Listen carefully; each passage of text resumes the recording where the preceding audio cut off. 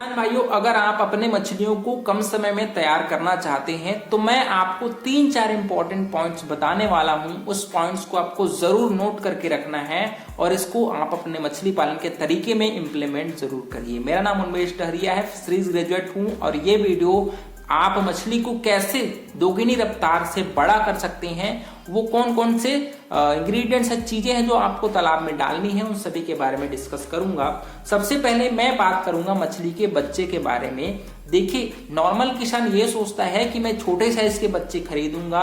छोटे साइज के बच्चे कम प्राइस में ज्यादा संख्या में आपको मिल जाती है, लेकिन उसका सबसे बड़ा ड्रॉबैक है, सबसे बड़ा घाटा ये है कि इसमें छोटे मछलियों में मान लीजिए 5 ग्राम 10 ग्राम इस साइज की मछलियों के बच्चे तालाब में छोड़ेंगे तो मछलियों में मोर्टेलिटी ज्यादा होगी, मछलियां वीक होती हैं। जितनी छोटी मछलियां आप पकड़ लेंगे उतना ज्यादा मछलियां कमजोर होती हैं। इसी वजह से जो भी किसान जो नॉर्मल दिमाग लगाता है वो ज्यादा संख्या में बच्चे छोड़ देता है और कम पैसे में ज्यादा बच्चे खरीदने के बारे में सोचता है, और वो सबसे बड़ी मछली पालकों की भूल होती है।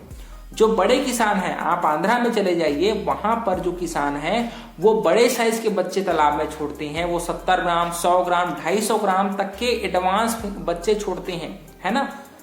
तो अगर आप बड़े साइज के बच्चे छोड़ेंगे तो सबसे पहले आपकी इनपुट कॉस्ट कम हो जाएगी, आपका कल्चर पीरियड शॉर्ट हो जाएगा। मान लीजिए नॉर्मल मछली पालक 8 से 10 महीने में बच्चे निकाल रहे हैं, मछलियां निकाल रही है, तो अगर आप बड़े साइज के बच्चे आप छोड़ेंगे तो आपका कल्चर पीरियड दोस्तों 5 से 6 महीने में ही तैयार हो जाएगी, जिससे आप साल में 2 फसल ले पाएंगे, 2 बार आपके जेब में पैसे आएगा। तो ये आपके ऊपर है कि किस अप्रोच से आप मछली पालन करना चाहते हैं। अगर आपको मछली पालन को बिजनेस के रूप में करना है तो मेरे हिसाब से एडवांस फिंगर रिंग बच्चे 100 ग्राम 150 ग्राम 250 ग्राम तक के बच्चे तालाब में छोड़िए। भले ही संख्या कम रखिए, लेकिन अगर आपकी मछलियां बड़ी रहेंगी तो उसका मार्केट प्राइस भी आपको ज्यादा मिलेगा। मान लीजिए नॉर्मल आपके 800-900 ग्राम के बच्चे आपके साइड 150 रुपए में बिक रहे होंगे, तो वहीं आप पता करिएगा 2 किलो 2.5 किलो 3 किलो की मछलियां हैं वो लगभग 220 230 240 तक में बिकती हैं। तो यहाँ पर आपका जो प्रॉफिट है वो कम संख्या में डालने के बावजूद आपको ज्यादा मिलेगा। अगर आप छोटे साइज के बच्चे डालेंगे तो वो मछलियां 600 ग्राम 700 ग्राम में निपट जाएंगी। तो इससे अच्छा ये है कि बड़े साइज के बच्चे तालाब में छोड़ने चाहिए। दूसरी बात, बहुत बार ये होता है कि हम लोग मछली पालन तो कर लेते हैं, तालाब में बच्चा भी छोड़ देते हैं, लेकिन हम लोग फीड कॉस्ट को ज्यादा प्रायोरिटी नहीं देते, हम उसको इग्नोर कर देते हैं। मछली पालन में लगभग 70% तक का जो खर्च आता है वो मछली के खाने में आता है। और यहाँ पर सबसे बड़ी भूल हमसे होती है कि जब हम लोग मछली पालन के बारे में सोचते हैं और जब हम लोग मछली को तालाब में छोड़ देते हैं, उसके बाद जब हम मछलियों की जरूरत बढ़ती जाती है खाने की, तो हम उस खाने को पूर्ति नहीं कर पाते। मतलब हम लोग मछली के खाने का एक प्रॉपर बजट नहीं बनाते। जब भी आप मछली पालन करिए, आपका टोटल जितना भी कॉस्ट होगा उसका 70% जो खर्च है वो मछली के खाने में आने वाली है। इसका मतलब ये है कि सबसे ज्यादा आपको फोकस करना है मछली के खाने में, कि आप अगर उसको फार्म मेड फीड खिला रहे हैं तो कितना खर्च आ रहा है कैलकुलेट करिए, डेली कितना खाना खिला रहे हैं उसको लिखिए। साथ ही साथ अगर आप कमर्शियल फीड खिला रहे हैं उसको भी आपको नोट डाउन करना है कि मैं डेली कितना किलो खाना तालाब में डाल रहा हूं। दूसरी बात, उसका प्रॉपर बजट बनाइए। 1 साल मान लीजिए आपको मछली पालन करते हुए हो गया, तो आपको ये समझ में आ जाएगा कि मुझे टोटल कितना मैंने इनपुट लगाया है, उसमें कितना प्रतिशत मेरा खाने में गया है। तो अगर आपको एक्सपीरियंस है, मान लीजिए एक्सपीरियंस नहीं भी है, तो एक बेसिक है कि जितना भी इनपुट कॉस्ट लगने वाली है उसका 70% जो खर्च है वो खाने में आने वाली है। मतलब आपको प्रॉपर खाने के लिए, मछली को खाना खिलाने के लिए आपके पास पैसे होने चाहिए, तभी आप मछली पालन को कमर्शियल रूप से कर पाएंगे, ज्यादा मुनाफा कमा पाएंगे। मान लीजिए आप आधा कल्चर पीरियड में मछली के लिए, मछली को खाना खिलाने के लिए आपके पास पैसे नहीं बचे, तो आपको जितना प्रॉफिट होने वाला है वो नहीं होगा, बल्कि आपको घाटा हो जाएगा। क्योंकि मछली कल्चर पीरियड के बीच में अगर आपके पास पैसे खत्म हो जाएंगे मछली को खिलाने के लिए, तो क्योंकि मछलियों को कमर्शियल फीड खाने की जब आदत हो जाती है और अचानक से जब आप फार्म मेड फीड खिलाते हैं तो उतना अच्छा रिस्पॉन्स मछली का नहीं आता, क्योंकि उनको आदत ही नहीं है ये सब खाने की और वो मछली अच्छे से खाना नहीं खाती।